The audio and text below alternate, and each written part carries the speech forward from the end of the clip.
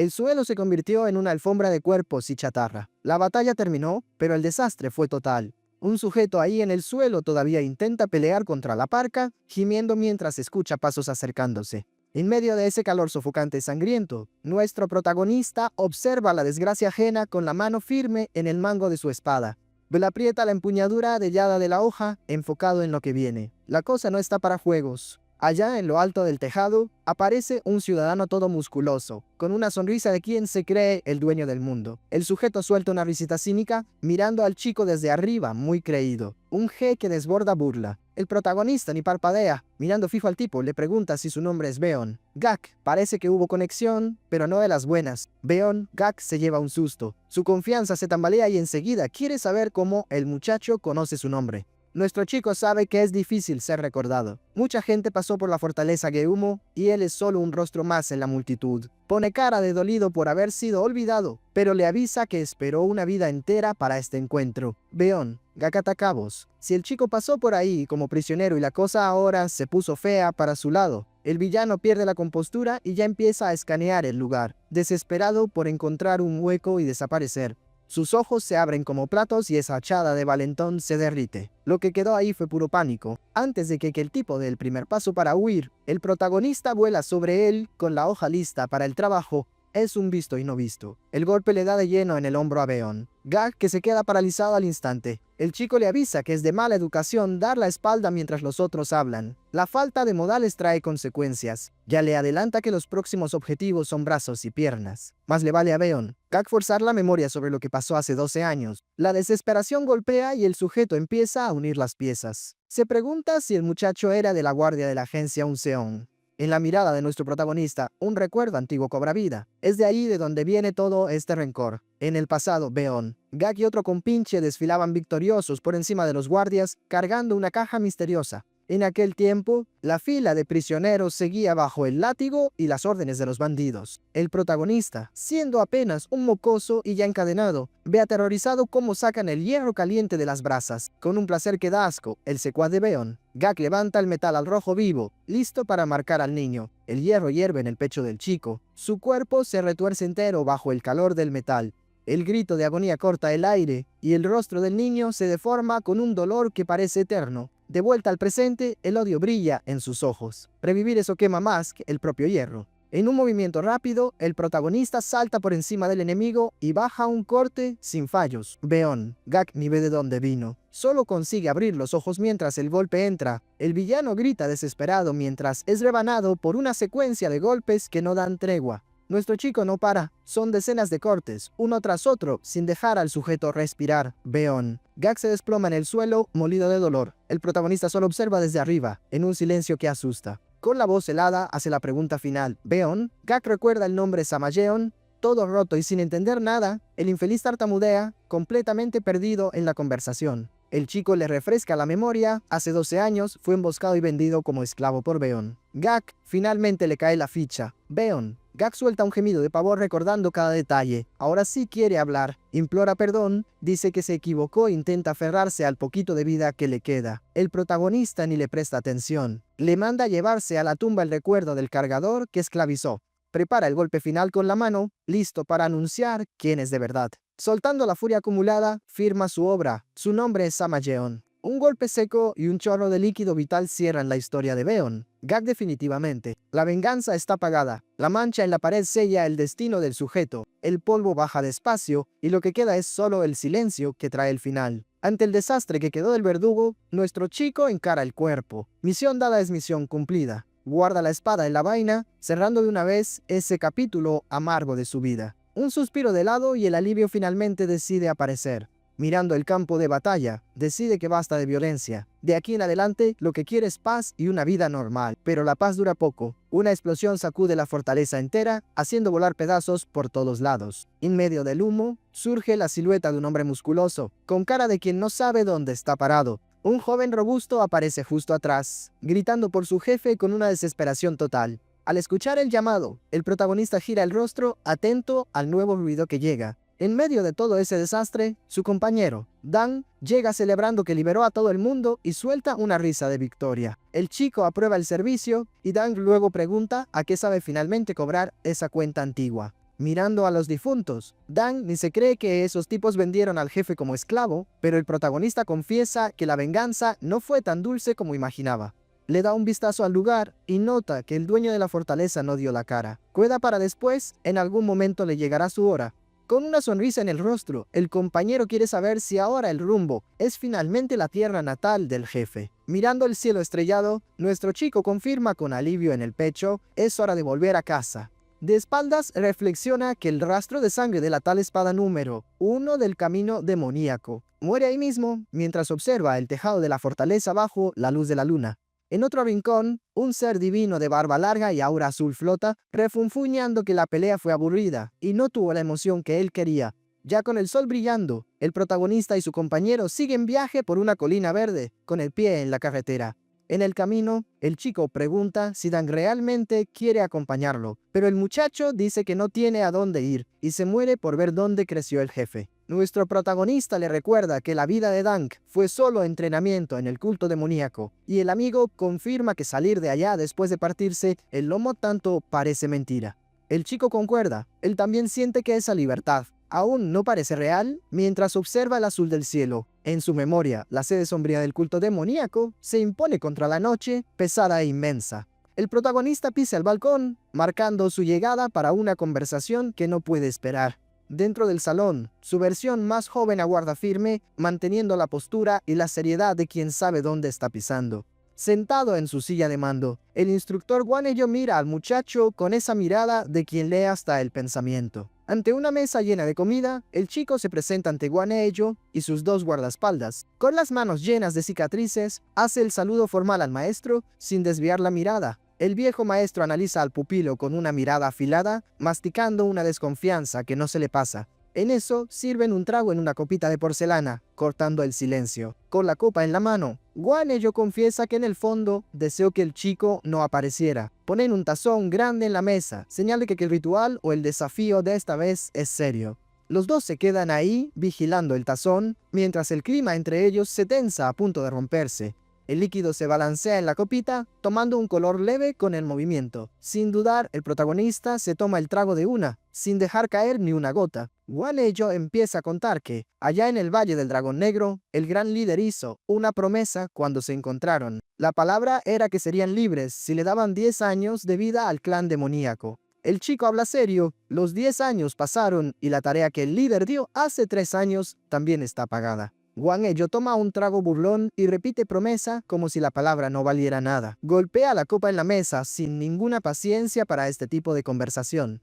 Frustrado, el maestro reclama que incluso con las facciones unidas y el culto en pie, la cosa todavía está lejos de servir. El protagonista responde al instante, recordando que el trato no era la unificación, sino derribar a los 10 supremos que mandaban en todo. Infla el pecho para decir que hizo su parte y ahora todo el mundo está arrodillado ante el líder, cosa que el viejo tiene que admitir que sucedió. El instructor bebe otra más en silencio, pensando en el camino que el discípulo recorrió. Pensando en voz alta, Guanello recuerda que de los chicos del valle, nuestro protagonista siempre destacó, pero tampoco era la gran cosa. Recuerda que en la lucha pura el chico perdía feo contra un tal Cheol. Pero la clave cambió después de que volvió de destruir a la secta de la Puerta Fantasma. Esa sed de sangre que cargaba desapareció y su forma de ser cambió de la noche a la mañana. Impresionado, el maestro reconoce que la fuerza del pupilo llegó a un nivel que nadie ni se imagina. Se queda ahí carcomiéndose, queriendo saber qué demonios le pasó al muchacho en ese lugar. El protagonista intenta disculparse por la desconfianza, pero el viejo corta el tema de una. Guanello aplasta la copa en su mano y le manda a tragarse las palabras vacías. Despide al chico, diciendo que trabajó muy duro y que, a pesar de que el destino fue un verdugo, conocer al muchacho fue una suerte para él. Recostado en su asiento, el maestro garantiza que nunca va a olvidar lo que el protagonista hizo por el culto. Con gratitud en la mirada, nuestro chico le agradece al viejo por cada enseñanza. Da la espalda y empieza a salir, dando el asunto por cerrado. Uno de los guardias se indigna e intenta atacar, llamando atrevido al niño, pero Guanello pega un grito de basta y frena al sujeto. Con una sonrisa de quien se quitó un peso de encima, el protagonista sale del salón y ni le importa el veneno del guardia. El prota se larga del salón y deja al maestro atrás. Por fin, misión dada es misión cumplida. Afuera, Dan se queda ojo avisor en la puerta, vigilando mientras su compañero se aleja. Con una sonrisita de lado, Dang se despide de los guardias, llamando a todos tontos antes de largarse de allí. Ya lejos, en el camino de tierra, Dan se emociona y pregunta si ese árbol gigante es la tal deidad de la que el prota tanto hablaba. El prota mira hacia arriba, sintiendo el peso del tiempo al volver a ver el árbol que marcó su infancia. Recuerda que sus padres y los ancianos rezaban allí y que él se la pasaba colgado en esas ramas con sus hermanos. Apoyándose en el tronco con una sonrisa sincera, se dice a sí mismo que el buen hijo siempre vuelve a casa. Adán le hace gracia y se burla del jefe, diciendo que nunca imaginó al prota de niño, ya que nació con esa cara de estatua de hielo. De la nada, una voz llama Señor, tomando al prota por sorpresa en medio de sus pensamientos. 3 chiquillos están parados cerca, observando a los 2 extraños junto al árbol sagrado. Uno de los niños señala con el dedo y advierte inmediato: los forasteros no pueden tocar el árbol. No, señor. El prota se gira con una sonrisa calmada y explica que no es un extraño. Aprovecha y pregunta si son de la villa Flor de Durazno. La chiquillada no entiende nada, queriendo saber cómo es que el sujeto sabe el nombre del lugar. Hoy les explica con calma que conoce todo ahí, ya que ese árbol es el guardián de la villa y él también creció por esos lares. Los pequeños se quedan boquiabiertos, soltando ese fo de quien nos esperaba esa respuesta. El prota les da los detalles, dice que vivía en una casita de paja, justo al lado del lago, en el norte de la villa. Ul confirma con toda la confianza del mundo que es de allí mismo. Pero la niña no se traga el cuento, se altera y le manda que deje de mentir, dejando al prota sin entender qué pasó. Ol se queda perdido y pregunta qué motivo tendría para inventar una historia así. Los niños gritan que la casa es de Du y que él no tiene padre ni hermano, con esa cara de maleante, señalando a Dang, que se ofende con el atrevimiento. Un chico sugiere que Dang podría ser el tío, pero la niña corta de tajada nunca vio un tío tan feo. Ella dice que es todo mentira y llama a la pandilla para irse. Dang explota con los mocosos, queriendo saber quién es el maleante feo, y la chiquillada sale disparada del susto. El prota se queda pensativo, repitiendo el nombre. Due intentando recordar de dónde salió a ese sujeto del que nunca oyó hablar. A Dan ni le importa el lío, arranca un durazno del árbol para ver si está bueno de verdad. Muerde la fruta con gusto, mostrando los dientes, satisfecho con lo que encontró, impresionado con el dulzor de la fruta. Dan finalmente entiende por qué la villa lleva ese nombre. Le ofrece uno al jefe, pero el prota pasa, diciendo que está bien así, mirando el azul del cielo. El prota se pierde en sus propios pensamientos sobre este regreso a casa. En su cabeza viene la imagen de la casa de sus sueños, un lugar de paz, cerca del lago y rodeado por las montañas. Cuando llega a su destino, ve la casita de paja y confirma que es exactamente el lugar que guardó en su memoria. El corazón le late más fuerte al ver que la casa sigue igualita al tiempo en que él era niño.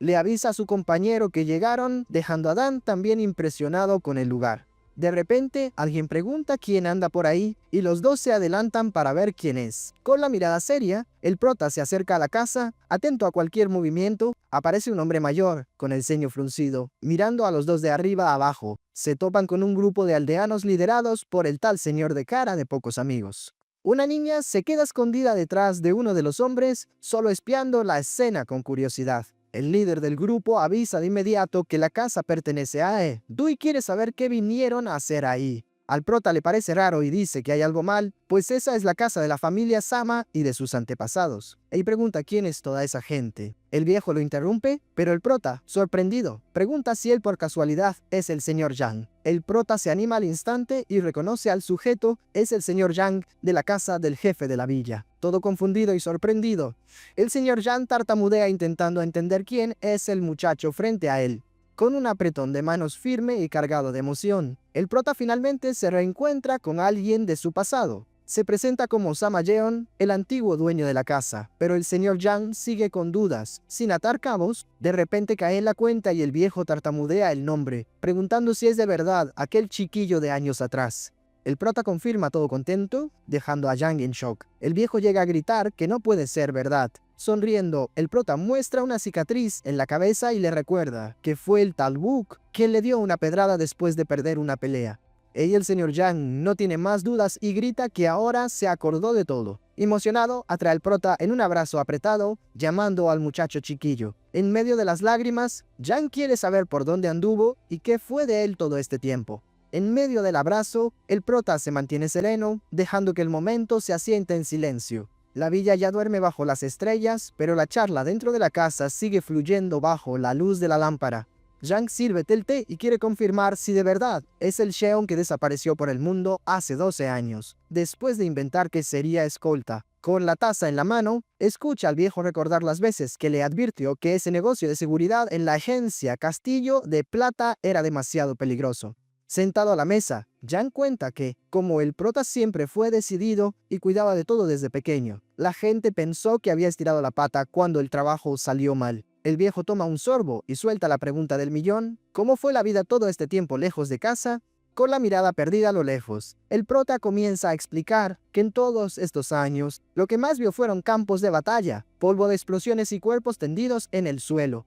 En el recuerdo, él aparece como un guerrero que no juega en servicio, barriendo a los enemigos con la espada. El sonido de gritos y la visión de sangre brotando aún resuenan en su mente como si fuera hoy. Revive la pelea con un sujeto fuerte, que se presentó todo pomposo como el demonio de la espada celestial del norte. En la memoria, el enemigo dice que ya hace 300 años que el tal demonio celestial murió y el camino de las tinieblas se esparció. El tipo incluso se burla, diciendo que se rió cuando supo de los locos del culto demoníaco que creían que iban a mandar en todo de nuevo. Pero el sujeto admite que el rumor era verdad. Una sola unidad había acabado con los 10 más valientes del camino demoníaco. El prota respira hondo, encara al adversario y le avisa que él es el último de la lista. Se mete en la cabeza que, si derrota a este, finalmente será dueño de su propio destino. El enemigo suelta una risa de burla y lo desafía, diciendo que si él logra la hazaña, entonces el prota se convierte en el mandamás del culto, la espada número 1 de todo el camino demoníaco. Las espadas chocan con ganas, sacando chispas y una onda de choque que quita el aliento.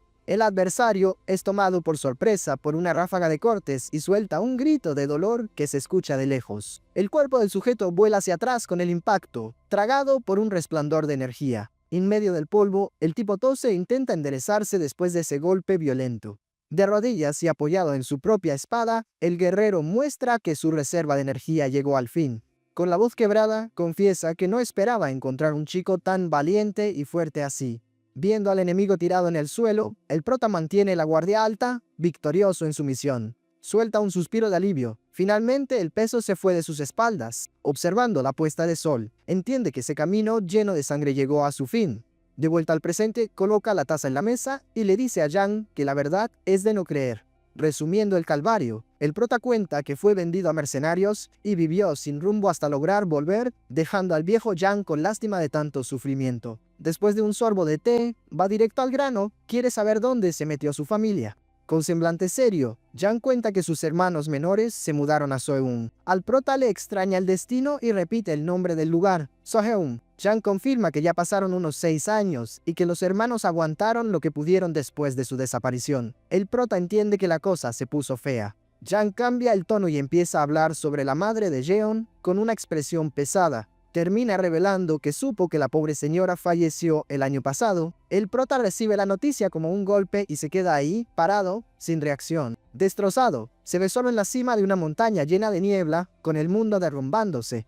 El grito de dolor sale desgarrador. Llora la falta que le hace y el peso de no haber estado ahí para ella. Caído en el suelo, se pregunta cómo tendrá perdón por una falla así, recordando cuando todos estaban unidos. Relegando a Soheung, el dúo sigue por el camino de tierra en dirección a una pequeña villa humilde. Se detienen frente a una casa muy simple, toda castigada por el tiempo, y se quedan solo observando. El prota se viene abajo al instante, preguntándose por qué su familia fue a parar a un lugar tan acabado. Dang, a su manera, pregunta si el jefe tiene miedo de entrar. Le parece extraño ver al prota así, ya que el hombre andaba en territorio enemigo como si estuviera en el patio de su casa. Dan sugiere de una vez derribar la puerta, pero el prota avisa que la situación ahí es diferente, no es tan fácil. Confiesa su temor, no sabe cómo mirarlos sabiendo que pasaron tantos apuros para terminar allí. Dan intenta animarlo, diciendo que es solo ganar dinero y comprar una casa nueva. Empuja al jefe para entrar y el prota termina aceptando. Parado en la puerta, se hace una promesa a sí mismo: de aquí en adelante, nadie más se separa. Toca la madera y una voz desde adentro quiere saber quién está llamando. La puerta se abre y aparece una chica, mirando a los dos sin saber quiénes son esos sujetos ahí afuera. El prota se queda con la boca abierta, en shock total al toparse con la chica. Se queda mudo, ahí parado como estatua, solo procesando lo que ve. Del otro lado, la joven tampoco entiende nada y le devuelve una mirada de puro asombro. Mirando a esa chica de trenzas, el prota no sabe cómo reaccionar ni qué decir. De golpe, le viene el recuerdo de él con una niñita risueña en los hombros allá en el pasado. Casi se le salen los ojos. Empieza a atar cabos y se da cuenta de quién es ella en verdad. Siempre relajado, comenta que la chica es linda, mientras el prota intenta, tartamudeando, confirmar si es ella misma. Toda incómoda, la chica suelta un sollozo y da un paso atrás, desconfiada. Sin aviso, ella vuela y le planta un puñetazo en toda la cara a Dan, que pega un grito por el golpe. Al prota ni le importa la nariz sangrando de su socio, solo quiere saber si ella es Jin, su querida Shin. Asustada, Shin quiere saber cómo este extraño conoce su nombre.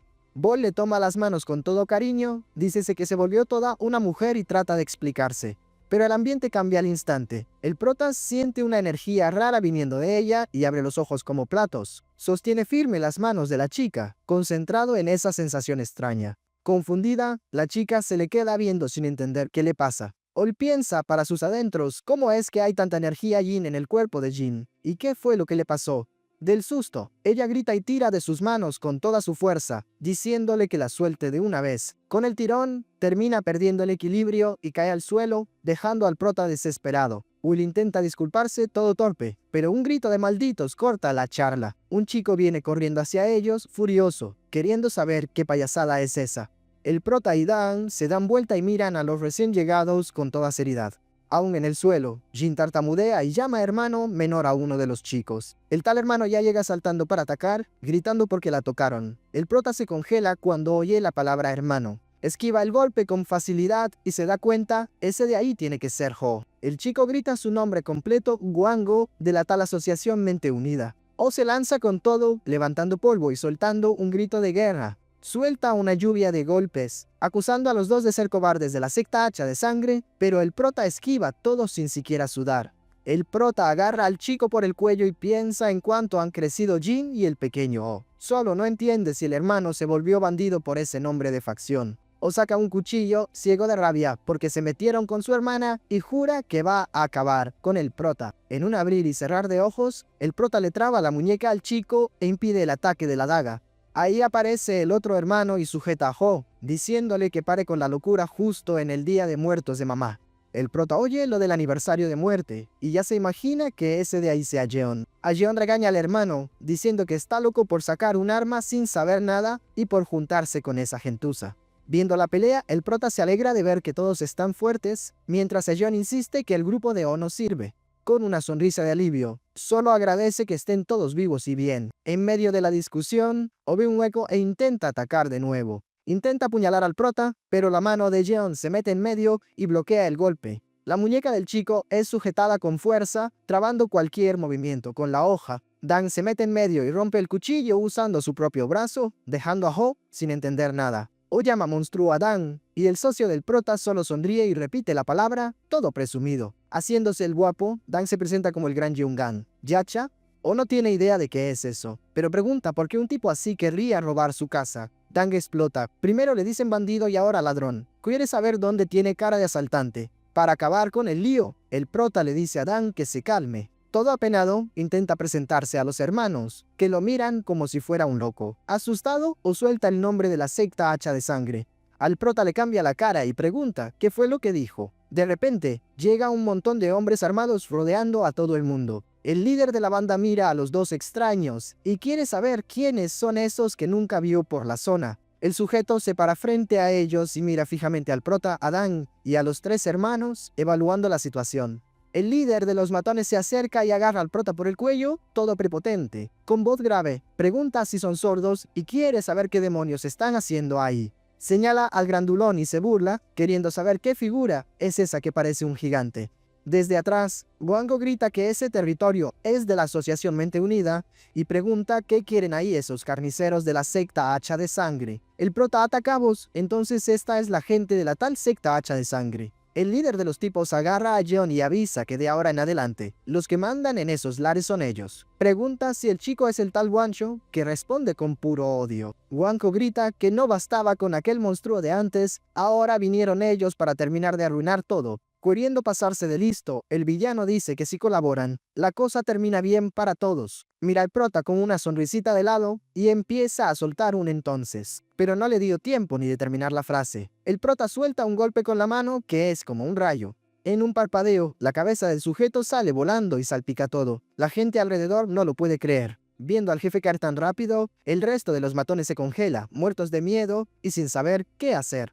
Uno de los sujetos despierta del susto y grita, ordenando a la banda que los ataquen con todo. Con la mirada helada, el prota solo da la orden, le dice a Cheol, que limpie el terreno. El grandulón se anima al instante y avisa, déjamelo a mí, capitán. Salta en medio del grupo y avanza con todo contra lo que queda de la pandilla. Con sonrisa de quien disfruta el desorden, se prepara para empezar el trabajo. Lo que se ve después es pura paliza. El grandote va rompiendo a uno por uno a base de fuerza bruta. Entre el polvo y los cuerpos tirados, refunfuña que esa gente no valía ni el esfuerzo. Rascándose la cabeza, mira al suelo y se pregunta si no se le pasó un poco la mano con los pobres diablos. Guanjo se queda boquiabierto. Los bandidos desaparecieron en un instante y hasta pregunta si los hermanos no habían contratado a los dos para ayudar. El grandulón se gira y pregunta si todavía tienen cara de estar del lado de los bandidos. Guanjo se queda mudo, mirando a los hermanos. El prota asegura que no son bandidos y llama a cada uno por sus apodos, Oya, Eyuna y Gina. Se quita el pelo de la frente, muestra la cicatriz y pregunta si no se acuerdan de esa marca. Jeon reconoce la marca al momento. El corazón se le dispara y pregunta en voz alta si el hermano volvió de verdad. Con una sonrisa dulce, el prota confirma que sí, el buen hijo volvió a casa. Jeon grita hermano y se lanza en un abrazo apretado, llorando todo lo que guardó. El prota solo pide perdón por la demora. Guango, todavía medio mareado con todo, quiere saber qué pasó y por dónde anduvo. El prota avisa que la historia es larga y les va a contar todo.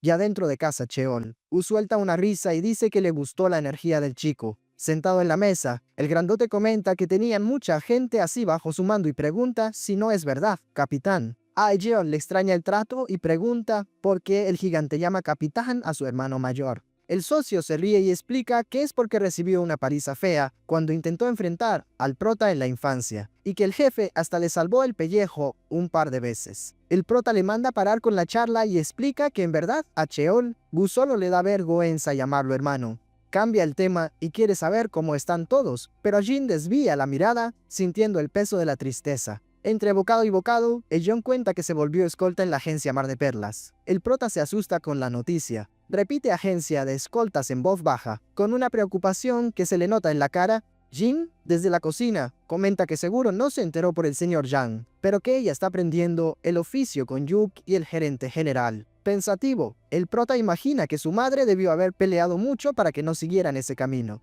Jeon confirma que ella estuvo en contra más de lo que él se puede imaginar. Guango entra en la charla con la boca llena y dice que es obvio que ella iba a reclamar, ya que el hermano mayor desapareció por el mundo justamente en un trabajo de escolta.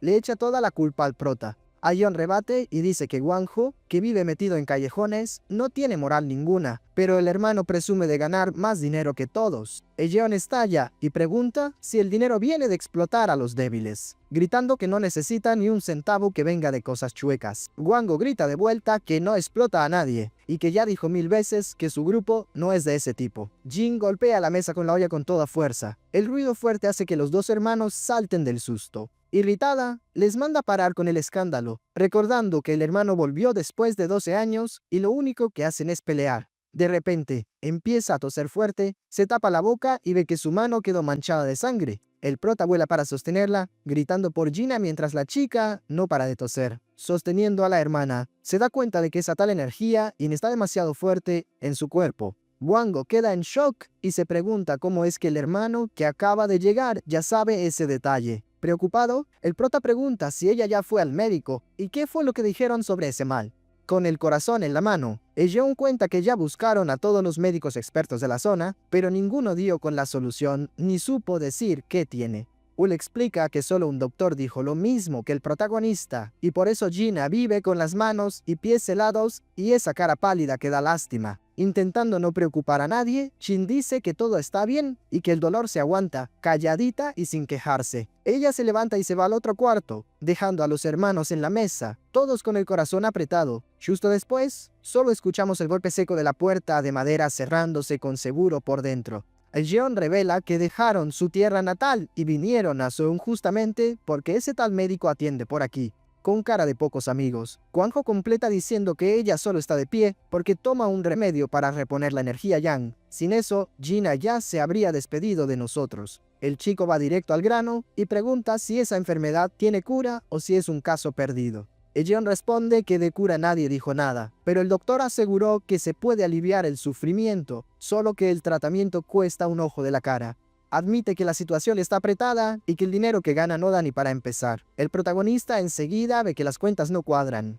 Jeon confiesa que sin el dinero que trae Oga no tendría ni oportunidad y que por eso ni puede hablar mucho del hermano. Al ver a Jeon romper en llanto, Kwang-ho no sabe qué hacer, solo llama a su hermano. El protagonista le pone la mano en el hombro, intentando transmitirle un poco de calma al más joven. Ol los consuela diciendo que ningún hermano aguanta ver al otro sufrir, pero pide disculpas por haber llegado ahora y ya querer opinar. Con mirada firme, les agradece su esfuerzo y avisa, no se agobien por el dinero, mañana temprano vamos a ver a ese doctor. Jeon agradece y dice que el chico debe estar hecho polvo, mandándolo a descansar un poco. Jeon sale de la habitación y Kwang-ho se queda ahí, solo observando a su hermano salir, en un silencio pesado. De vuelta a la mesa, el protagonista mira a su compañero con toda la seriedad del mundo, sirviéndose un trago. Cheol, Woo comenta, si supiera del aprieto, se habría traído un buen monto con ellos. El chico se extraña y pregunta si está hablando de aquel dinero que era de los bandidos. El grandulón confirma, diciendo que era una fortuna, pero el protagonista recuerda que mandó dejar todo allá porque eso pertenece a la gente que fue robada. Explica que ese dinero tiene que ir a las familias de los mercaderes y de los guardias que perdieron la vida en el ataque. El compañero dice que, para ser sincero, ni quería tocar ese dinero sucio, y le deja la palabra final al capitán. Pero ahí el grandulón recuerda una cosa, aquel objeto que tomaron del Buda demoníaco vale una fortuna y ya resuelve el problema. Cheol. Woo cambia de tema y quiere saber qué le pareció al chico el estado de Gina, pero el jefe avisa que no es doctor para dar diagnóstico. Explica lo que sintió, la energía de su cuerpo está toda revuelta, con el lado Yin ganando por goleada. El compañero sugiere darle un choque de energía yang de una vez, diciendo que con la fuerza que tiene el capitán, eso sería pan comido. El protagonista dice que la cosa es más complicada, ya intentó pasarle energía, pero no sirvió de nada. Completa diciendo que parecía que su cuerpo estaba sellado, sin lugar para que la energía yang entrara, dejando al grandulón con la boca abierta. Con el semblante pesado, el chico concluye lo obvio, si no hacen nada pronto, Gina no aguantará mucho tiempo. Cuando llegan a la clínica, se topan con el letrero del lugar, avisando que el destino es ahí mismo. Todos ahí tienen cara seria, concentrados en resolver el problema de la chica de una vez por todas. Viendo a ese hormiguero en la puerta, el grandulón ya empieza a quejarse de la fila y dice que llegaron tarde, mientras la gente se empuja allá adelante. Aunque llegaron temprano, el protagonista se espanta con la multitud y comenta que el doctor debe ser bueno de verdad para tener tanto movimiento. Kwang-ho sonríe y confirma que el hombre es el más famoso de la región, pidiendo al grupo que aguante un segundo. Ol reúne al grupo y ya se prepara para abrirse camino en ese mar de gente. Kwang-ho sale saludando a todo el mundo, dando los buenos días y bromeando con la gente que está en la faena. Jeon les explica a los otros que esos hombres son de la tal asociación y que viven cobrando tarifa de orden a los comerciantes. Al grandulón le extraña que sean tan mansos, y Kwang-ho solo sonríe, creyéndose el rey del barrio. Jeon pierde la paciencia y dice que no son la gran cosa, solo matones de poca monta. A Cheol, le da risa y dice que todo el mundo tiene que empezar desde algún lugar. Kwang-ho ignora la conversación, dice que se acabó la charla y manda al grupo a entrar de una vez. Al compañero le parece que el chico es muy despierto y llama al protagonista para seguir, pero el jefe se queda ahí, dándole vueltas al asunto. Cruzan la multitud y entran al patio de la clínica que está atestado de gente esperando su turno. Fijándose bien, el chico nota que el lugar está lleno de médicos también, no solo hay enfermos ahí. Jeon comenta que ya anduvo mucho por ahí con la agencia, pero nunca vio una clínica de este tamaño, ni fuera de Seoul. Cuenta que al principio era solo una salita y un tal doctor Sosoma, que hizo crecer el negocio a base de pura competencia. Con toda confianza, el grandulón dice que, con ese tamaño, el médico no debe ser ningún charlatán. El protagonista se queda pensativo, preocupado, porque ni un doctor de este calibre ha podido arreglar la salud de Gina todavía. En eso, uno de los ayudantes ve a Wango y viene enseguida diciendo: «Maestro Sama, llegó temprano, la cita de la chica no era hoy». No. Wango explica que la prisa es otra hora y pide al muchacho que avise que llegaron. El asistente entiende el mensaje y va a llamar al doctor. Mientras esperan, el grupo se queda observando el movimiento. La sala está llena de gente en mal estado, cada uno con un dolor o una herida diferente. Ya dentro del consultorio, el grupo se acomoda frente al médico, mientras Gina se sienta para comenzar el examen. El doctor, con una sonrisa muy amable, se sorprende por la visita inesperada y pregunta si la chica empeoró, ya que todavía debería tener medicinas en casa. Él se agacha a su lado y suelta un suspiro de alivio al saber que, por lo menos, el cuadro está estable. Gon explica que el motivo de la visita es el hermano mayor que se empeñó en conocer a quien estaba cuidando de su hermana. El protagonista se presenta como Sama Jeon. El médico dice que se llama Won Jeon y comenta que conoce a la familia hace tiempo, pero no sabía de este hermano desaparecido. El chico observa la actitud tranquila del doctor y le gusta lo que ve, pero siente que hay algo más detrás de esa postura humilde. Se queda pensando si el médico sabe pelear porque sintió una energía ahí que no es de cualquiera. El grandulón confirma la sospecha y susurra que el sujeto es demasiado bueno para ser solo un simple médico de pueblo. El protagonista está de acuerdo, el tipo claramente tiene unas bajo la manga. Explica que pasó mucho tiempo lejos. Cuando volvió, se encontró con su hermana enferma. Dice que vino corriendo en cuanto supo quién era el médico. Con toda modestia, el doctor dice que lo que hace ni se puede llamar tratamiento, pero se alegra por el regreso del muchacho. Comienza el servicio tomando la muñeca de Gina con mucho cuidado para sentir cómo está el cuerpo de la chica. Todo el mundo se queda ahí, en un silencio sepulcral, vigilando cada movimiento del doctor mientras el corazón de la son de los hermanos late acelerado. Con cara seria, el médico confiesa que el problema de Gina siempre lo ha inquietado, haciéndolo sentir pequeño ante la enfermedad. A John le agradece y dice que, si su hermana sigue firme y llevando su vida, es gracias a su dedicación. El doctor acepta el elogio, pero dice que en el fondo, solo está ganando tiempo para evitar que pase lo peor.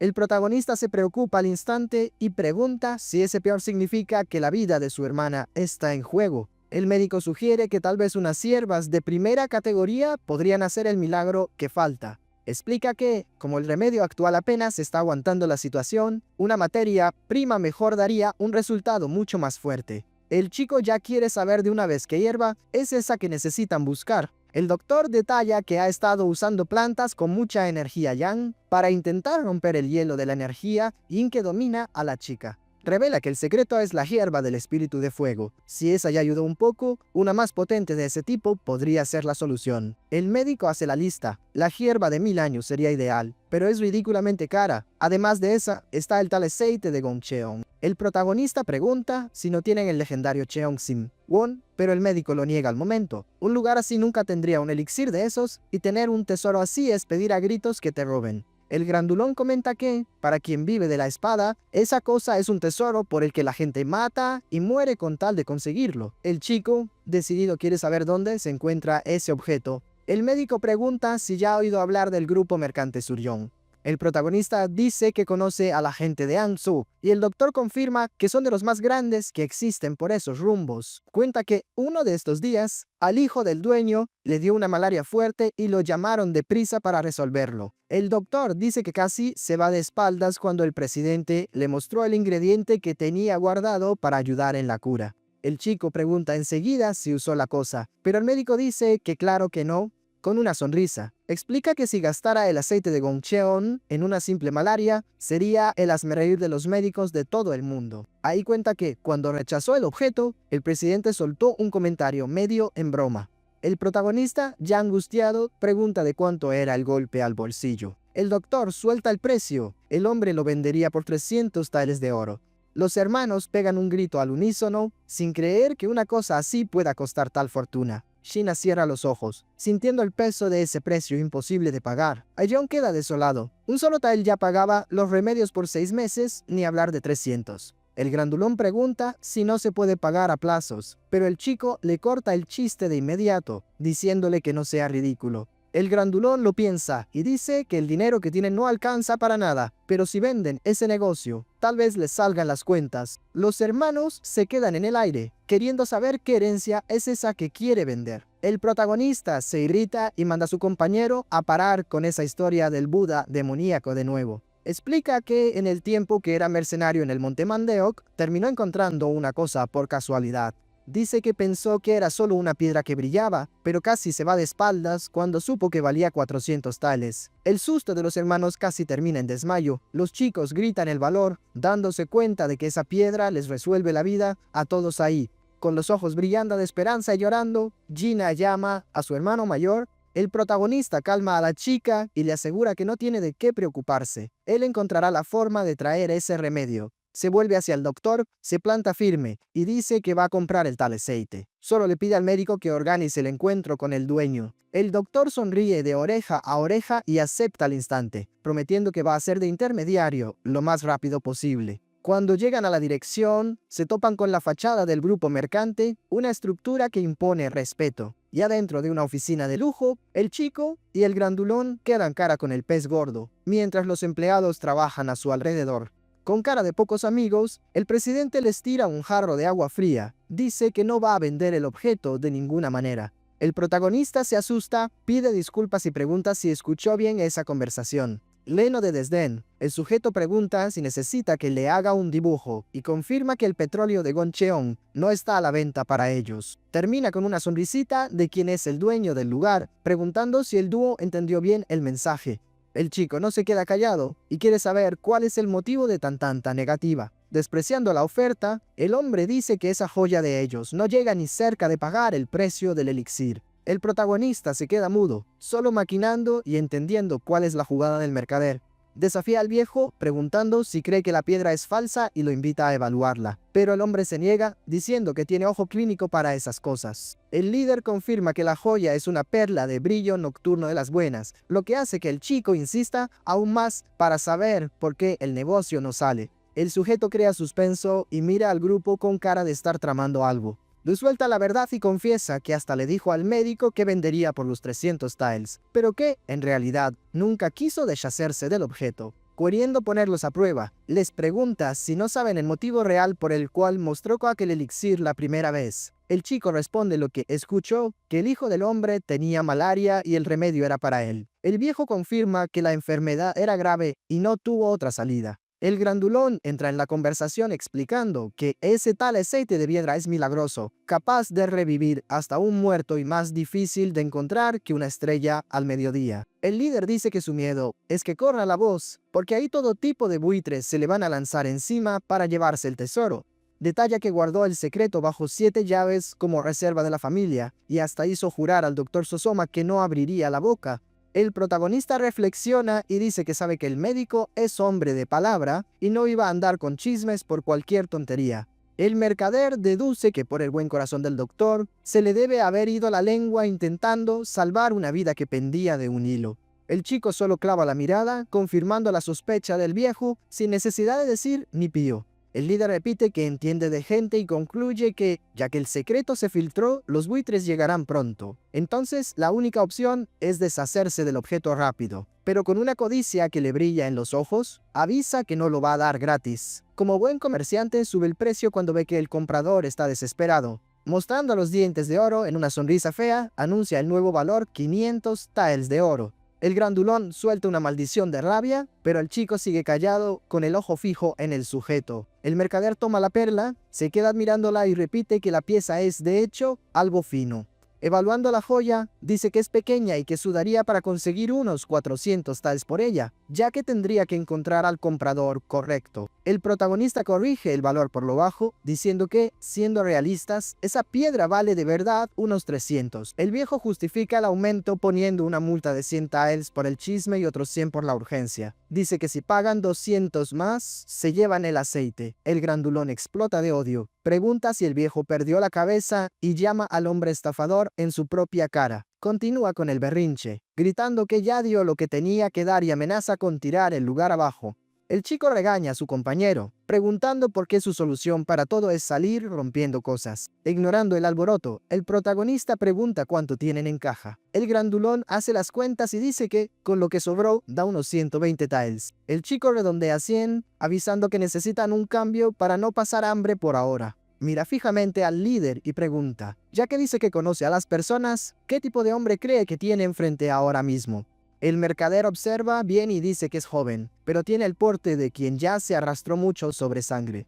El chico revela su pasado y cuenta que no fue queriendo, pero que ellos vinieron del culto demoníaco. Confiesa que ya quitó más vidas de las que puede contar y que, cuando huyó de aquel infierno, prometió cambiar de vida. Explica que la idea era dejar las muertes atrás y vivir en paz con la familia en un rincón tranquilo.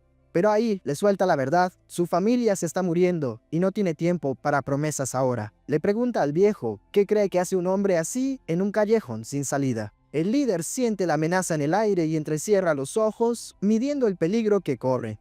El mercader piensa que un sujeto que revela un pasado sucio, como ese mientras cuenta las últimas monedas, no está para bromas. Acepta el negocio, dice que se va a quedar con la joya, pero avisa que esto es un favor inmenso y que después va a querer una ayuda a cambio. El protagonista ni parpadea y dice trato, hecho al instante. Justo después, una señal de luz sube al cielo desde la cima de una colina, avisando que el trato fue cerrado. Ya en el campamento, el dúo descansa alrededor de la fogata para recuperar energías. Afilando el cuchillo, el grandulón refunfuña que si no fuera por el chico, les habría partido la cabeza a esos mercaderes sin piedad. El protagonista pide disculpas, recordando que ese dinero era lo que tenían para dividir entre ellos. El grandulón se indigna y pregunta qué clase de charla es esa, ya que lo importante era salvar a la niña y el dinero no hace falta en estas horas. Explicando su enojo, el grandote dice que lo que le hirvió la sangre fue ver a esos cretinos tratando de estafarlos, sabiendo muy bien el apuro que la familia estaba pasando.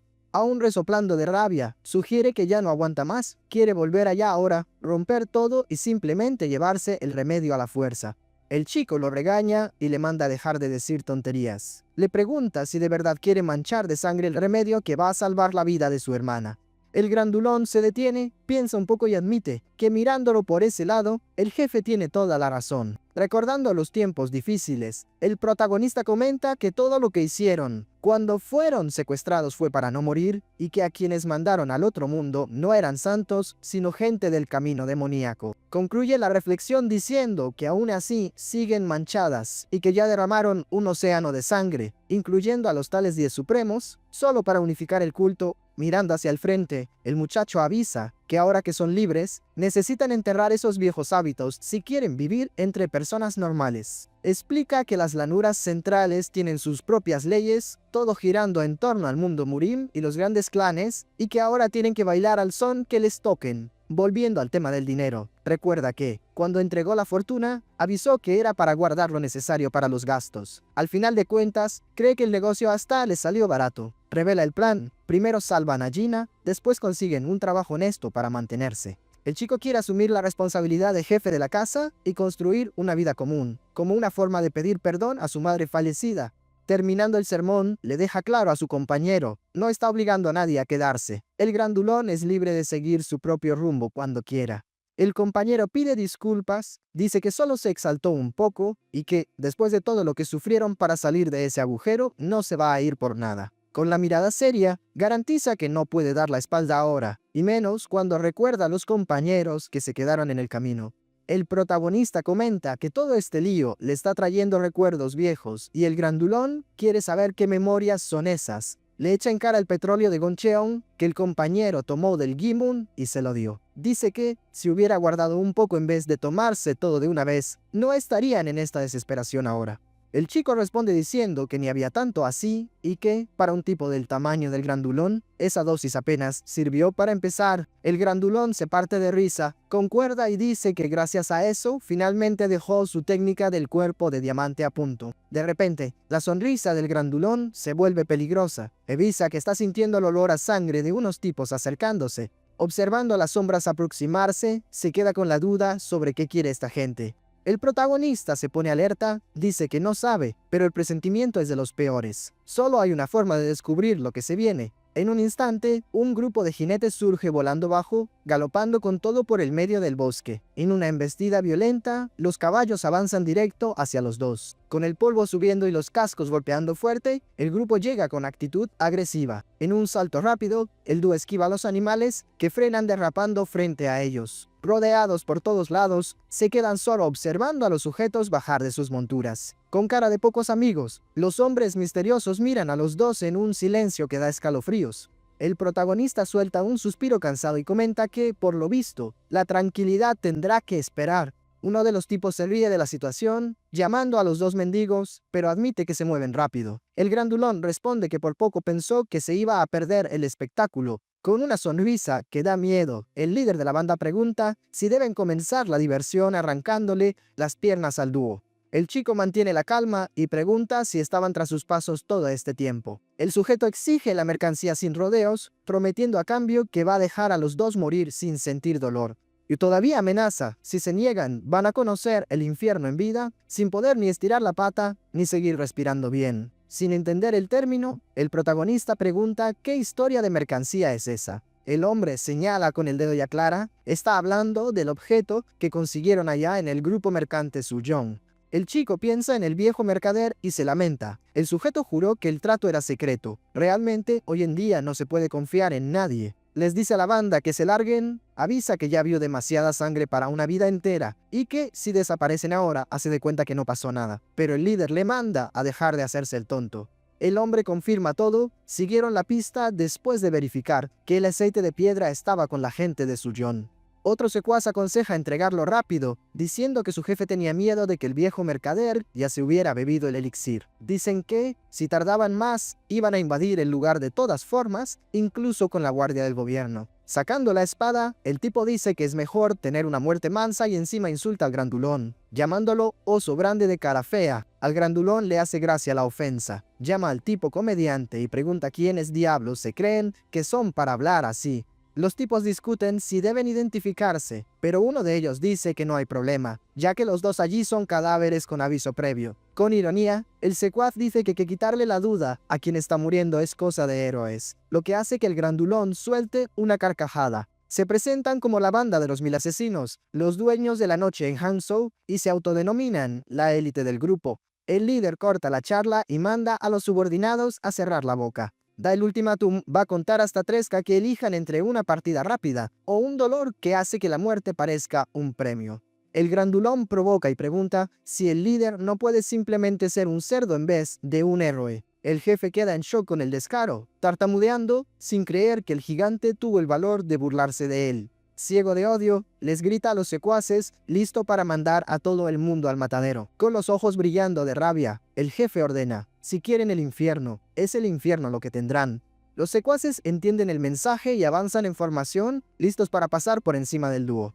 El grandulón suelta una risa burlona y pregunta si alguno de esos pobres diablos tiene un motivo noble para estirar la pata hoy. Viendo que no hay caso, el chico se resigna y refunfuña que les avisó, pero parece que eligieron el camino difícil. Tronándose los dedos, el grandote comenta que por el olor a sangre y las ganas de pelear, se nota que esa pandilla no es ningún grupo de monaguillos. El líder de la banda, ciego de odio, llama al gigante mocoso atrevido y jura que le va a arrancar los ojos y la lengua por la garganta. En un instante, los secuaces sacan las espadas y se acomodan para empezar el desastre. El grandulón no retrocede ni un milímetro e invita a todos a la fiesta, loco por romper algunos huesos. Pero el protagonista levanta la mano y le pide que se calme un momentito. El compañero voltea sin entender y pregunta qué le picó al jefe ahora. Y es cuando al grandote le cambia la cara. Ve algo que no esperaba saliendo del bosque. De entre los árboles surge un trío que no parece estar para juegos, una mujer y 2 hombres caminando tranquilamente. Viendo a los nuevos invitados, el grandulón se lamenta. Ahí vienen más problemas para nuestra cuenta. Se sorprende al notar que los bandidos ahora hicieron un cerco que los atrapó tanto a ellos como al trío misterioso. La mujer del grupo observa la situación y piensa que el chico y su socio son solo 2 comerciantes con mala suerte que se mueren de miedo. Ella se acerca y pregunta si los dos necesitan refuerzos, ya que la cosa se ve medio fea para su lado.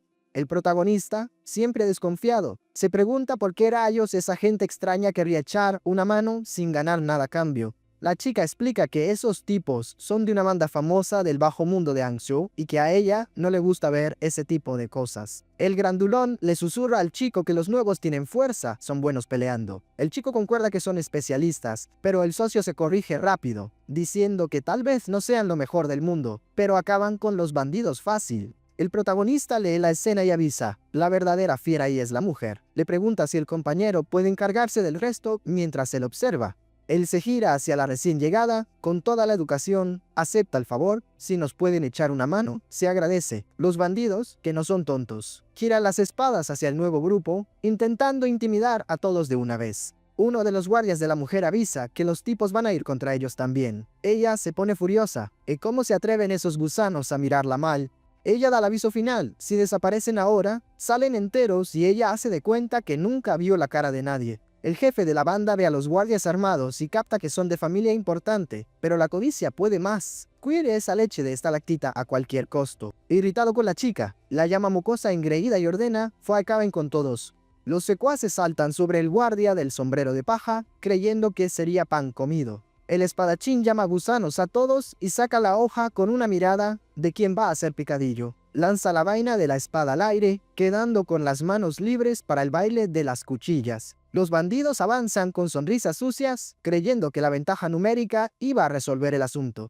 En un movimiento que el ojo apenas sigue, el hombre del sombrero suelta una ráfaga de cortes que alcanza a toda la banda de una sola vez. Mientras la vaina cae suavemente al suelo, los cuerpos de los secuaces son rebanados. Los gritos de dolor poco antes de que todos se desplomen. Cuando baja el polvo, el guardia sigue ahí, de pie y sin un rasguño, en medio de la pila de difuntos. Un sobreviviente, todo cortado, solo logra soltar un grito desesperado llamando al jefe. El chico atrapa la vaina en el aire, con esa sonrisita de quien apreció la técnica. Le comenta al socio que el luchador es de otro nivel, dejando al grandulón boquiabierto con la velocidad del tipo. El líder de la banda ve la pérdida y suelta un grito de rabia. El plan salió muy mal. Oliendo el peligro, salta al caballo para intentar huir y salvar su propio pellejo. Pero el segundo guardia de la mujer intercepta al sujeto en medio del salto con un movimiento maestro. El guardia pasa por el líder como un relámpago, acertando un golpe certero en el aire. Aterriza con toda la calma del mundo y dice que el jefe podría estar vivo si hubiera aceptado la bondad de la patrona, pero que así es mucho más divertido. El líder de la banda se levanta, desesperado, y ataca con todo lo que tiene, mandando todo al diablo.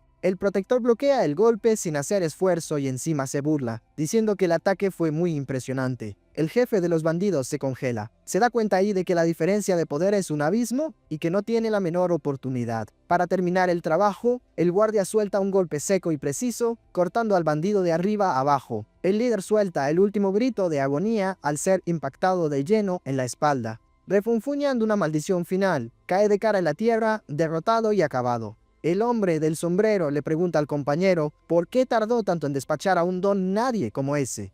El otro se justifica diciendo que el tipo era jefe por alguna razón, pero el colega del sombrero duda que el sujeto valiera algo. Apuntando a los que sobraron, el guardia explica que el líder tenía agallas, pero apenas cayeron los primeros, el resto tiró la toalla al instante. El del sombrero confiesa que tenía ganas de acabar con todos, pero la patrona mandó perdonarles la vida. El otro concuerda, es típico de ella. El protagonista se acerca, hace una reverencia de agradecimiento y dice que les salvaron el pellejo hoy. La mujer sonríe ampliamente y dice que no fue nada, que ayudar a quien lo necesita es lo natural.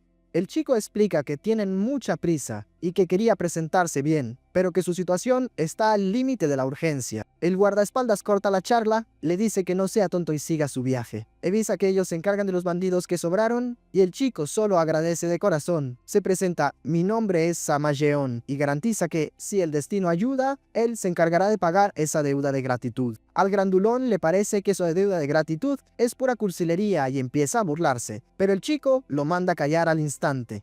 A los guardaespaldas les parece que la pareja es rara y medio grosera. La mujer está de acuerdo y dice que, aún con prisa, podría haber arreglado el desastre que dejaron. Pero ella misma se corrige, recordando que pidieron comprensión por el apuro y ella aceptó. Pensándolo bien, la chica admite que para el estado en que estaban hicieron lo que pudieron. De repente, abre los ojos como platos, como si se hubiera dado cuenta de algo muy serio. Los guardias ya se ponen en alerta y preguntan qué fue lo que notó. Ella suelta la bomba, esos dos no tenían miedo. Explica que, incluso en medio de esa carnicería, con gente muriendo y sangre por todos lados, los dos no temblaron ni por un segundo. Lo que más intrigó a la chica fue su mirada de indiferencia, como si fueran solo público viendo una obra de teatro, sin involucrarse emocionalmente. Poco después, el chico llega a la clínica, parándose frente a aquel viejo cartel de madera. Entra y pasa por el pasillo lleno de estantes con hierbas, raíces y frascos de todo tipo. Se da la vuelta y se topa con alguien que acaba de llegar. El doctor Sosoma, angustiado, pregunta de inmediato si consiguió traer el objeto. El protagonista levanta una bolsita y confirma que gracias a Dios consiguieron el remedio sanos y salvos. El médico se siente un poco apenado por no haber ido, pero el chico tranquiliza al hombre. Solo con haberle dado la pista para conseguir la leche de estalactita, ya valió la pena. Sosoma agradece la educación y pregunta por la hermana del chico. Le explica que mandó a la del medio a buscar a la menor. Dice que les pidió que volaran, así que no deben tardar en aparecer. El médico escucha y pone esa cara de quien tiene un problema grande entre manos. El chico capta el ambiente y piensa si no fue demasiado apresurado. Se da cuenta de que el doctor debe tener algún compromiso urgente. Pide disculpas, dice que las ganas de tratar a la niña eran muchas, pero que pueden volver en otro momento si es mejor. El doctor aclara que el problema no es falta de tiempo, sino que tenía otro motivo para no haber ido con el grupo Surgeon. Revela el secreto, hay gente importante de la familia principal visitando la clínica. Al chico le extraña el término y quiere saber qué historia es esa de la familia principal. Con una mirada preocupada, el médico respira hondo para explicar el peso de esa visita. Sosoma pregunta directo, ¿ya has oído hablar de la casa médica del inmortal vivo? El protagonista casi se cae de espaldas. Pregunta si es ese clan famoso que dicen que resucita hasta a los muertos y confiesa que ni imaginaba que el doctor era de ahí. Elogia a Sosoma, diciendo que ya sabía que era un crack desde que salvó a la menor, pero el médico corta el elogio, diciendo que solo logró mantener a la niña estable, nada más. El médico cuenta que, como el caso de la hermana era muy raro, pidió ayuda al clan varias veces. Se interesaron, pero las plagas de los últimos años dejaron a todos sin tiempo. El chico se emociona todo y pregunta si finalmente vino alguien de allá para ver a la niña. Sosoma confirma, el médico estaba pasando hacia Hangzhou, paró en Soeung y aceptó echar un vistazo a la hermana del chico en cuanto termine un servicio cerca de ahí. Se deshace en elogios hacia el colega, diciendo que el sujeto es uno de los mejores del clan y que, junto a él, el propio Sosoma es solo un aficionado. El chico hace una reverencia profunda, sin saber cómo agradecer tanta bondad, pero Sosoma dice que es solo su deber como médico. El doctor avisa que el especialista prometió volver pronto, pero no dio una hora exacta. El chico dice que está bien, si es para que ella se cure, él espera el tiempo que sea necesario, pero la mirada de Sosoma delata que hay algo más atorado ahí. El protagonista lo nota y pregunta una vez cuál es el problema esta vez. Sosoma está en un dilema tremendo. Es difícil dar una certeza, y viendo al chico tan feliz, pierde el valor de hablar. El chico dice que todo está bien y que mantendrá el contacto. La escena corta al techo de una casa en un ambiente más tranquilo. El humo va subiendo de la chimenea, desapareciendo en el cielo azul. La cámara muestra una casita simple en el campo, con la gente afuera trabajando. Una chica pone la comida en la mesa para el protagonista, mientras Sheol se va sirviendo arroz. Viendo que la charla fluye, el chico le pregunta al compañero hacia dónde piensa ir. Con la boca llena, Sheol responde que su destino es Wuxi. El chico hace cuentas mentalmente y comenta que Wuxi está lejos, queda lejísimos de Hangzhou. Con toda la paz, el grandulón explica que, si no aparece ningún imprevisto, en unos 15 días está de vuelta. El protagonista escucha la respuesta y se queda ahí, pensativo y con cara seria, dándole vueltas a lo que viene. El protagonista se gira hacia su hermano y suelta lo que tenía atorado en la garganta. Le pregunta si de verdad planea pasarse toda la vida trabajando como cargador. El muchacho desvía la mirada y responde con otra pregunta. ¿Acaso crees que ya no necesito este empleo? El chico le advierte, con tono de hermano mayor, que ese trabajo es demasiado peligroso. Le recuerda que él mismo se metió en eso y solo logró volver a casa 12 años después. El joven argumenta que ya lleva en la lucha 5 años, desde los 17. Cuestiona cómo puede tener miedo de algo que nunca pasó y asegura que el trato allá es mejor que en cualquier otra agencia. Queriendo darle una salida a su hermano, el protagonista revela que tiene un dinero guardado, lo suficiente para que él viva bien sin tener que cargar peso en la espalda. El hermano se confunde y pregunta si no se lo había gastado todo. Dice que escuchó claramente que el dinero se fue todo en la esencia de estalactita, dejando al chico con esa cara de quien fue pillado en la mentira. Al notar que el ambiente se puso tenso, el grandulón y la hermana menor tratan de encogerse al fondo para no salir salpicados en la conversación. Intentando disimular la metida de pata, el gigantón refunfuña que aquel vendedor estaba haciendo demasiadas preguntas, queriendo ser indiscreto. El hermano menor le llama la atención, pregunta por qué el protagonista actúa así con Sheol. Si de verdad quería ocultar sus cartas, termina diciendo que aún con dinero, no sabría qué hacer de su vida estando ocioso. El chico sugiere comprar unas tierras, unos arrozales, pero luego cae en cuenta y pregunta si su hermano sabe algo de agricultura. El menor dice que trabajó por un salario cuando era niño, pero eran solo trabajos temporales. Sugiere abrir un negocio, pero el protagonista rebate que el comercio es aún más difícil que el campo. En medio del dilema, la hermana llama a todos a la mesa. El grandulón se mete y dice que puede conseguir un punto comercial excelente, pero el menor lo duda, pregunta con qué autoridad haría eso. Va a ser por la sociedad Dongxin. El gigantón presume, diciendo que puede no parecerlo, pero tiene sus contactos. El más joven recuerda unas cosas que vio el otro día, pero decide quedarse con la boca cerrada. Cheol recuerda que el protagonista acaba de llegar y que ahora el enfoque total debe ser el tratamiento de la pequeña. Él propone que el chico trabaje con él, asegurando que al jefe de la agencia le encantaría contratarlo. Pero el grandulón corta la inspiración, diciendo que prefiere ser escolta a ser cargador. Con la mirada perdida, el protagonista confiesa que no sabe si realmente quiere volver a marcar tarjeta en una agencia de escoltas. La chica da un consejo de oro. Le pide a su hermano que no decida nada con la cabeza caliente y que lo piense con calma. El protagonista concuerda, admite que estaba demasiado apresurado y promete pensar seriamente en el futuro, pidiendo que su hermano haga lo mismo. Con una sonrisita, Cheol acepta el desafío y dice que va a reflexionar sobre lo que dijo su hermano. Satisfecho por haber sellado la paz, el chico cierra la charla y llama a todos a atacar la cena. La escena corta a un hombre de ropas finas y pose de quien manda mucho, hablando con toda la convicción del mundo. Justo después, vemos una calle hirviendo de gente en una ciudad antigua, con comercio por todos lados. Caminando entre la multitud, el gigantón se seca el sudor y se queja de que la vida de civil es muy sufrida. Se gira hacia su compañero y pregunta si el capitán no quiere hacer una pausa estratégica y el protagonista acepta al instante.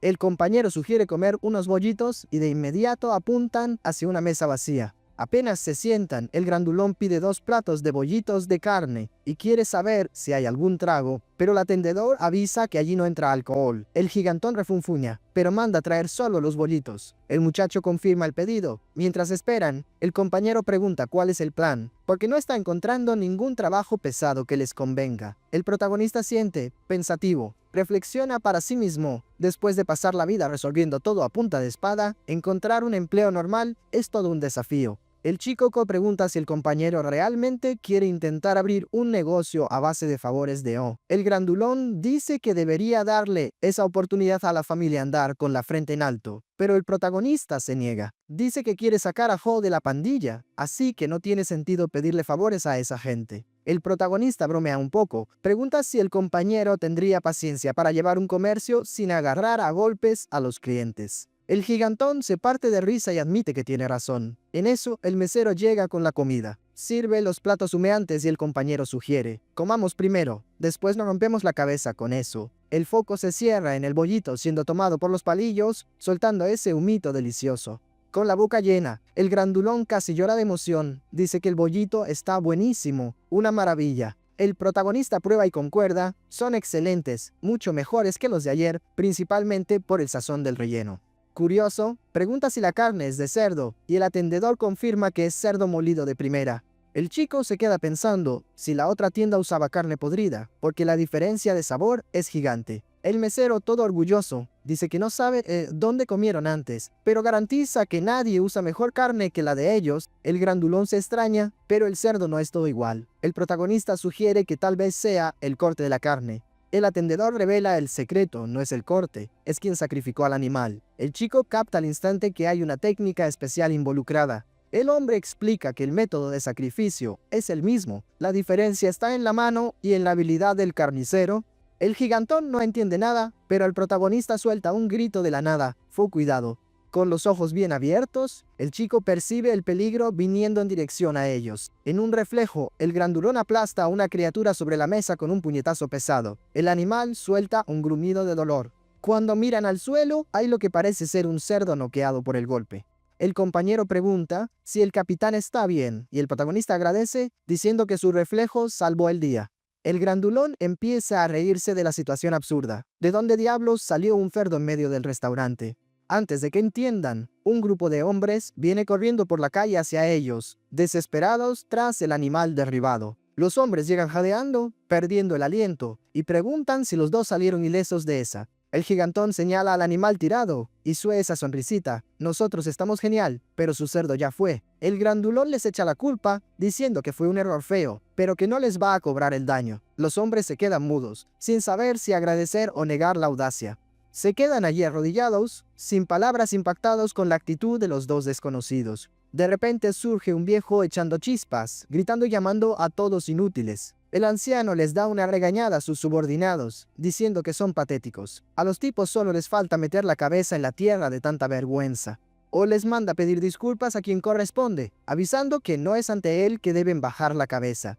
Los hombres se disculpan con el dúo y el grandulón se relaja, diciendo que todo está bien, ya que nadie terminó de comida para cerdos. El viejo pide perdón por el lío, explicando que los candidatos dejaron escapar al animal y que menos mal que nadie salió herido de gravedad. El protagonista se queda con la duda y pregunta qué sería eso de candidatos. El hombre explica que es dueño de una carnicería y está buscando un sucesor a la altura, y que ese grupo de ahí está intentando ganar la vacante. El chico atacabos. Entonces fue usted quien sacrificó el cerdo de esos bolitos que acabamos de comer. El carnicero confirma con orgullo, exactamente. El muchacho pide permiso y pregunta si pueden echar un vistazo a la carnicería por un instante. El viejo se extraña, dice que no hay nada bonito que ver allá adentro y que el ambiente es pesado. El protagonista responde al toque, puede no ser bonito, pero seguro que no todos los días se ve una técnica así. El carnicero les da una mirada evaluadora, analizando cada detalle en silencio. Por fin accede, siéntanse libres, hagan lo que quieran. La imagen se abre mostrando la calma de las casas y de los campos de la villa alrededor.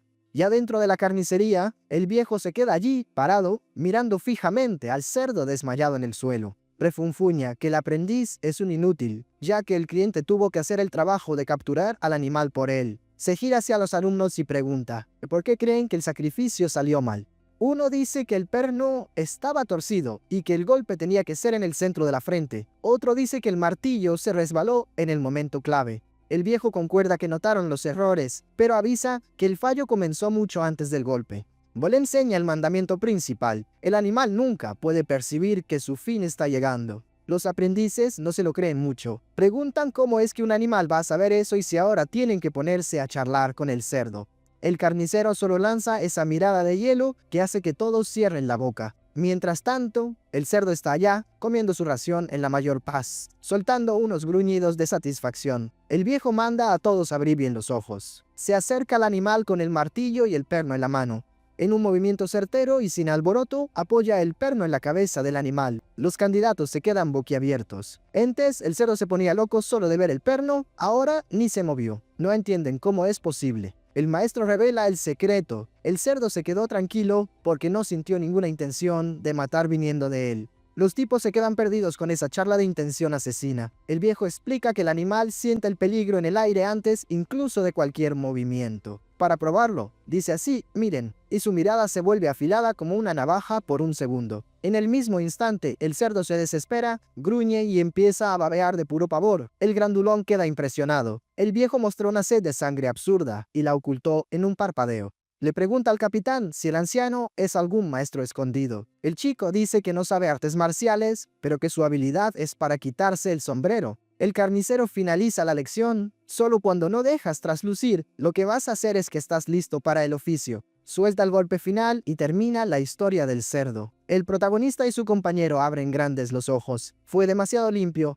Los aprendices se quedan allí, con la boca abierta, sin creer la clase magistral que acaban de recibir.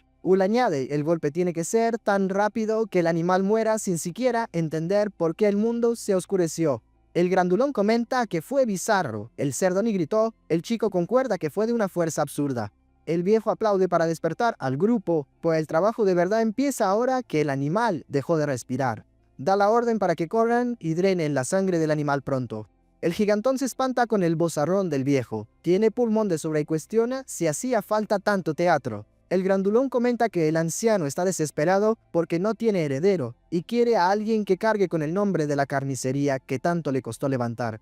El gigantón aún lo menosprecia. ¿Qué tiene de especial matar animales? El viejo debería relajarse. El protagonista reflexiona, si el hombre pasó toda su vida en esto, es claro que quiere un sucesor. Le recuerda a su compañero al maestro Bull, Toe, que mandaba a casi todo el mundo a volar antes de aceptar a alguien. El grandulón pregunta si es la misma cosa, pero termina admitiendo que la energía del viejo carnicero es tan buena como la de los grandes maestros que conocieron. Corrigiendo a su compañero, nuestro chico explica que no era solo el vozarrón del maestro Bull, todo lo que era potente. El físico del viejo también era una montaña de músculos. Bromeando, el prota dice que el grandulón probablemente solo se volvió discípulo porque su tamaño coincidía con el del maestro. El gigante se ríe, es que ya he escuchado mucho eso. Con mirada decidida, el prota sentencia es eso. Vamos a hacernos cargo de esta carnicería.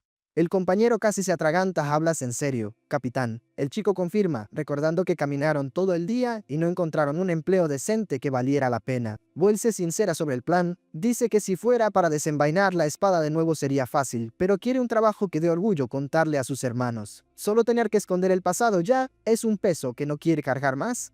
El grandulón siente el peso de las palabras y solo refunfuña, medio apenado, sintiendo el golpe de la responsabilidad. El prota toma la iniciativa y va a hablar con el viejo carnicero. Sin rodeos, va al grano, dice que los dos también quieren postularse para la vacante. El anciano se queda boquiabierto con la petición del dúo. Con una sonrisita burlona, el viejo suelta, entiendo. Creen que el trabajo es pan comido solo porque me vieron hacerlo. No. Cambia el tono, pide disculpas por la grosería, pero manda a los dos a dar media vuelta e irse por donde vinieron. Con todo respeto, nuestro chico se niega. Pregunta cómo podrían pensar que es fácil después de ver un golpe maestro como ese. El viejo suelta una risita seca por debajo del bigote. Se deshace en elogios hacia la técnica, dice que aquello es el legítimo, un golpe, una muerte, una habilidad que carga el peso de una vida entera de experiencia. El carnicero se queda mudo, prestando atención a la forma en que el muchacho habla, sintiendo que no es alguien cualquiera. El viejo pide un momento y se da la vuelta. La escena muestra el chiquero, donde el destino de otro animal será decidido. El anciano baja los escalones apoyado en su bastón y se acerca a uno de los cerdos. Parado frente al animal, el prota encara a la bestia, concentrado. El viejo lanza el desafío: para heredar mi lugar, tienes que saber abatir como mínimo. Muestra de qué eres capaz. Admitiendo que es novato, el chico responde que nunca hizo eso en su vida, pero que dará lo mejor en el intento. Se acerca al cerdo que está ahí comiendo tranquilo, se agacha y sujeta el martillo y el pino con firmeza. En un movimiento que el ojo casi no ve, posiciona la herramienta en la cabeza del animal, exactamente como lo hizo el maestro. Al segundo siguiente, el golpe baja certero. El estallido es seco y la sangre salpica en la madera. El carnicero queda en shock total al ver al cerdo desplomarse sin siquiera saber que lo golpeó. Se queda con la boca abierta, sin creer que el muchacho hizo con una mano en la cintura lo que a él le tomó décadas perfeccionar. Con cara seria, el maestro pregunta: di la verdad, muchacho, ¿dónde fue que aprendiste eso? Con la mayor calma del mundo, el prota responde: no lo aprendí en ningún lado, solo hice igualito a lo que el señor mostró. Se gira hacia el grandulón y ya grita la orden: vamos, muévete, cuelga al animal de una vez. Refunfuñando como siempre, el gigante dice que ya entendió, mientras el cerdo está ahí tirado en el suelo. El carnicero se lleva el segundo susto del día al ver la siguiente escena. Solo el grandulón levanta el cerdo entero, una tarea que el viejo sabe que necesitaría unos 4 hombres para lograr. Mientras asegura animal en las cadenas, el gigante pregunta si realmente necesita usar ese montón de herramientas. Sin entender nada, el anciano cuestiona: ¿cómo así? ¿Qué quieres decir con eso? Sin responder, el grandulón solo se aleja y va en dirección a una viga de madera. De repente, la estructura del lugar da un crujido feo y la viga de soporte simplemente se parte a la mitad. El prota y el viejo miran hacia arriba, sin entender qué lío es ese. Se quedan estáticos, completamente pasmados con la fuerza bruta que el compañero del prota demostró, sosteniendo al animal con el brazo. El gigante grita: al fin de cuentas, lo que importa es terminar la matanza. No. El carnicero pierde hasta el habla. Nunca vio nada parecido en su vida. El viejo se da cuenta: ustedes no son gente común. Son artistas marciales, ¿verdad? El prota confirma: ya lo fuimos alguna vez. El anciano no se conforma. ¿Pero por qué diablos maestros como ustedes querrían un trabajo sucio como este?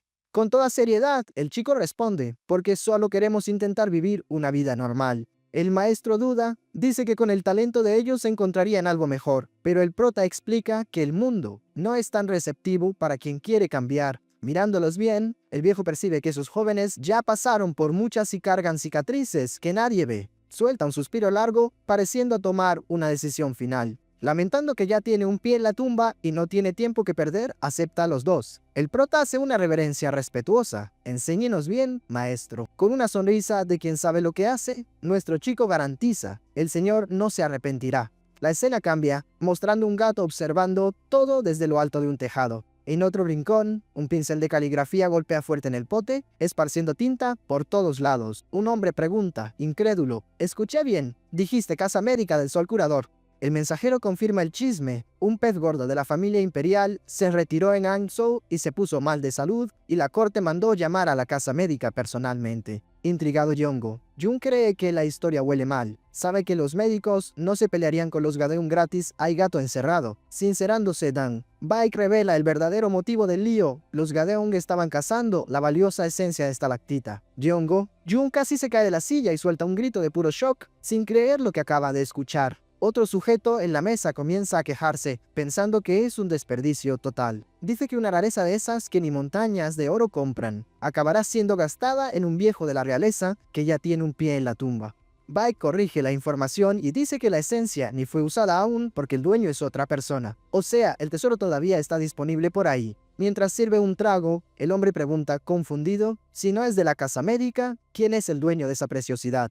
Dan, Baek explica que los Gadeum estaban tras ese tal dueño cuando se toparon con la casa médica. Yeongo. Jung se queja diciendo que debió haber empezado la historia por ahí. Ya con la avaricia golpeando fuerte, Yeonju, Jung exige saber luego el nombre del sujeto que tiene la esencia. Dan, Baek revela, el nombre es Samayeon, un tipo de Shaoxing que compró el ítem secreto del líder de la Unión Mercante para tratar a su hermanito enfermo. Con una sonrisita de lado, Yeongo. Jung se burla, diciendo que ni sabía que aquel viejo cerdo y tacaño de la Unión Mercante había logrado poner las manos en algo tan fino. Ve la oportunidad de oro. Con esa esencia, puede curar al mocoso favorito del clan Yeongo y ganar puntos con los jefes. Da un puñetazo en la mesa y ordena, por traigan esa esencia por las buenas o por las malas. Y si el chico ya la bebió, pues traigan al chico. El poder medicinal aún debe estar corriendo en su sangre.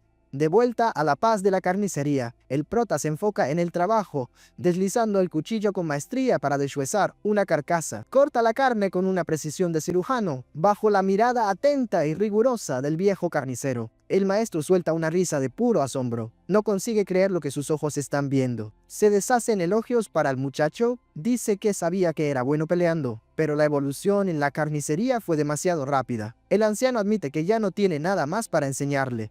Humilde, el prota agradece y dice que solo llegó a ese nivel porque tuvo las instrucciones correctas del maestro. Emocionado, el viejo dice que él es quien agradece. Incluso siendo un apego tonto al pasado, dedicó la vida entera a ese mostrador. Confiesa que su mayor miedo era morir y llevarse su técnica a la tumba. El maestro mira su propia mano temblorosa y reflexiona sobre todo lo que construyó. Explica que, si no fuera para pasar el arte adelante, era mejor que desapareciera. Pero gracias al prota, realizó su deseo y ahora puede cerrar los ojos en paz. El chico responde que fue un placer ayudar. Sincero, el prota confiesa que estaba preocupado sobre cómo iba a ganarse la vida al volver a casa, pero que el viejo le dio el rumbo que necesitaba y él es quien estará eternamente agradecido. Cargando un pedazo enorme de carne, el grandulón refunfuña que el prota podría solo cortar de cualquier forma y venderlo rápido a la gente. Tira la carne en un barril y pregunta, desanimado, si él también será obligado a aprender el arte de cortar bistec. El viejo pone cara seria y avisa,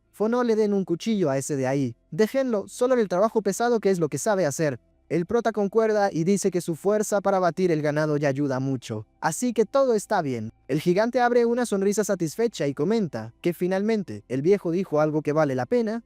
Los tres hacen una pausa en el servicio y se reúnen para tomar un trago. Encogiéndose de hombros, el grandulón acepta el destino, se quedará con el peso nomás, ya que el cuchillo nunca fue lo suyo. Haz lo que quieras, responde el prota despreocupado mientras se toma el vaso. El gigante se ríe y agradece al jefe, se gira hacia el anciano y, con total camaradería, le ofrece un trago a él también. El prota le da un golpe en el brazo al compañero, regañándolo por querer darle bebida al viejo en esa situación. El grandulón insiste, pues si es hora de partir, que sea con un brindis. Al viejo le hace gracia y llama al gigante astuto. Animado, el anciano decide que no dejará pasar este día en blanco. Aunque me muera aquí, quiero beber, dice él, extendiendo el cuenco para ser servido. Corta la escena, un muchacho más joven llega a la carnicería con cara de quien no está entendiendo nada. mirando la fachada nueva, comenta consigo mismo que el hermano realmente pateó el tablero y agitó el vecindario. En eso, una chica sale con una escoba en la mano y se lleva un susto de alegría al ver al hermanito llegando. El muchacho ya le da un regaño, le quita la escoba de la mano y avisa que ella es débil y no debería estar haciendo ningún esfuerzo. En la conversación, ella pregunta si él ya sabía que el hermano mayor ahora es el dueño de la carnicería. El chico dice que escuchó el rumor por el camino. Ella justifica que quería dejar todo limpio, ya que el hermano sudó mucho para conseguir el lugar, pero el muchacho le manda a dejar de preocuparse. Deja las maletas en el suelo y pregunta si el movimiento está bueno y si el dinero está entrando. La chica dice que todavía no, porque hace solo unos días que el antiguo dueño partió y ellos abrieron oficialmente. El muchacho se espanta, ¿el viejo murió?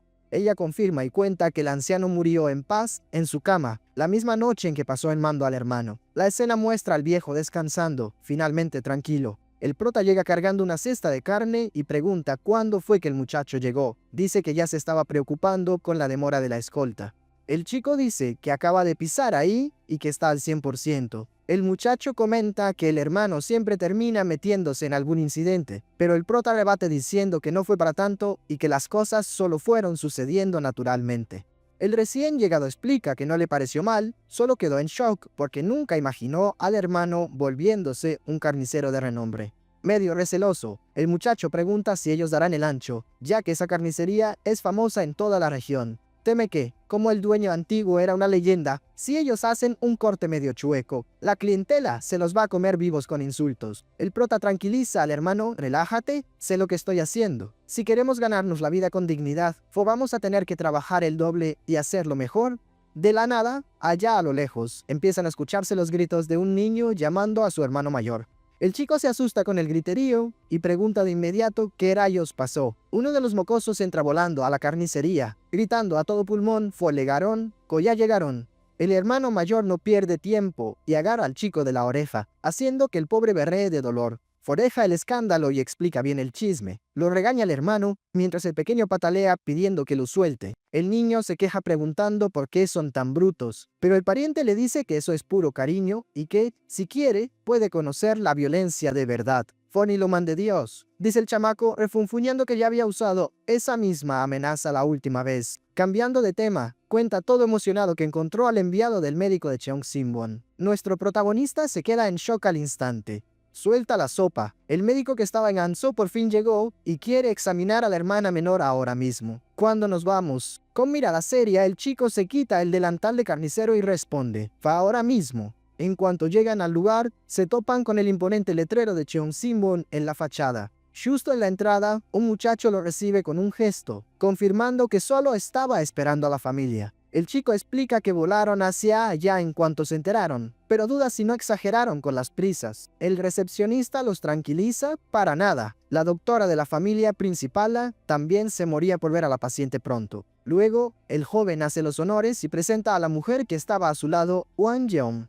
Cuando el chico la ve, casi se cae de espaldas, con los ojos como platos de la sorpresa. Con una sonrisa, Wang Yeong comenta lo pequeño que es el mundo. Fue tremenda casualidad toparnos aquí. Haciendo memoria, uno de los socios del protagonista comenta que ahora tiene sentido que la facción asesina de cielos los haya perseguido con tanta furia. El anfitrión de la casa no entiende nada y pregunta si ya se conocían de otros rumbos. El chico confirma, explica que ella les echó una gran mano cuando fueron por el aceite de piedra azul y cayeron en una emboscada. El recepcionista se ríe, junta las manos y filosofa sobre cómo al destino le encanta jugarnos estas bromas misteriosas. El protagonista aprovecha para agradecer de nuevo, diciendo que tenía ese peso en la conciencia por haber salido corriendo sin dar un muchas gracias decente. Wang Yeong le dice que se relaje, pues entiende perfectamente que la desesperación por su hermana enferma era lo más importante en ese momento. El chico llama a la pequeña Gina, le presenta a la doctora y le dice que ella la va a cuidar. Saluda a Gina. Muy educada la niña se presenta, mi nombre es Samajina. Por favor doctora, ayúdeme. Wang Yeong queda encantada y dice que es linda como un hada, agregando que quien debe pedir cooperación es ella misma. Sosteniendo las manos de la pequeña, la doctora le dice la verdad, una enfermedad no se cura solo con medicina, sino con el médico y el paciente luchando hombro a hombro. Gina, con firmeza en la mirada, solo responde entendido. Fue excelente, dice la doctora, satisfecha con el valor de la niña. Pide permiso y avisa que ahora necesita un momento a solas con la paciente, pidiendo que todos salgan de la habitación. Los muchachos obedecen, salen del cuarto y cierran la puerta con cuidado. Afuera parece que el reloj se detiene. El tiempo empieza a arrastrarse mientras esperan noticias. Pasa media hora y la agonía solo aumenta en ese pasillo silencioso. El grandulón, que no aguanta estar quieto, empieza a refunfuñar por la demora, pero el chico sigue mudo, perdido en sus pensamientos. De repente, la cerradura se mueve, la puerta se abre y aparece Wang Jeong. El protagonista se gira como un resorte al instante. No pierde un segundo y dispara la pregunta. Y bien, doctora, ¿cuál es la situación de mi hermana? Ella revela que cree haber resuelto el misterio de la enfermedad. Ansioso, él casi grita. ¿Foco es lo que tiene? La doctora explica el diagnóstico. Gina nació con las llamadas venas divinas y celestiales. El anfitrión se extraña. No serían los meridianos cortados de los 9 yin. Ella confirma que son parecidas, pero tienen diferencias cruciales. Cuenta que vio un caso casi igual antes de dejar a la familia principal y sintió que había algo sutil ahí. Continúa diciendo que si no hubiera revisado los archivos antiguos y encontrado el registro sobre esas venas divinas, nunca habría identificado el problema de la chica. El grandulón pregunta sin rodeos si tiene cura, pero la doctora duda y dice, con toda honestidad, que no puede garantizar nada todavía. Detalla que el otro paciente de los registros ya estaba muy grave, pero que la técnica de acupuntura de la familia principal suele dar buenos resultados en esos casos. Curioso, el grandote insiste. ¿Qué pasó con ese paciente de los registros? ¿Se salvó o no? Wang Jeong se queda helada, desvía la mirada y empieza a tartamudear. Bueno, eso es. La escena corta a otro lugar, un ambiente totalmente oscuro y cubierto por una niebla pesada. El protagonista parece sentado solo, preguntándole a la nada si todo saldrá bien. Luego él mismo se responde claro que sí, pues tiene que salir bien. Cerca de ahí, uno de los chicos pregunta cuándo sale el resultado. Pero el grandulón avisa que no llevan ni 10 minutos dentro y que el tratamiento apenas comenzó de verdad.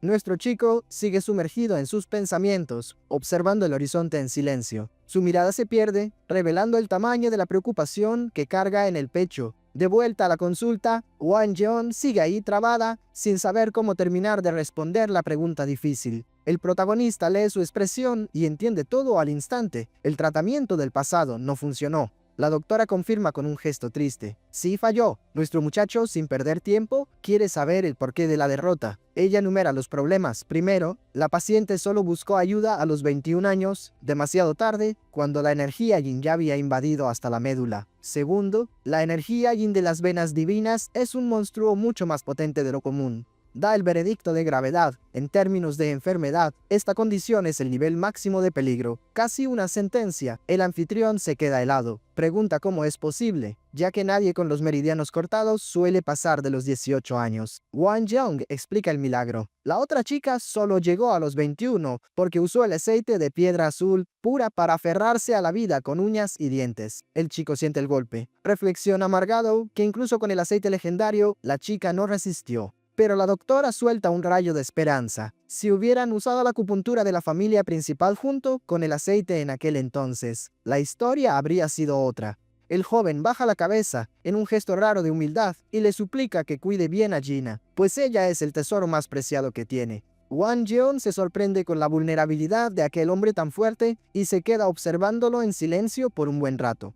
El protagonista cierra los ojos e intenta meditar, buscando en el fondo de su alma la calma necesaria para no perder el control. Por dentro, es un torbellino. Se pregunta qué hará con su vida si el más mínimo detalle sale mal y pierde a su hermana. El grandulón, impaciente, se queja de que ya llevan como 2 horas ahí. Cuando uno de los niños tose, le pega un grito mandando al mocoso a callarse. El chico se traga la tos al instante, mirando hacia un lado con los ojos desorbitados como si se le fuera a salir el corazón del susto. El socio llama al jefe y el protagonista responde con un sí seco, girando el rostro con una seriedad que da escalofríos. Nuestro chico siente la vibra en el aire y avisa. Parece que llegó visita de esas que nadie invitó.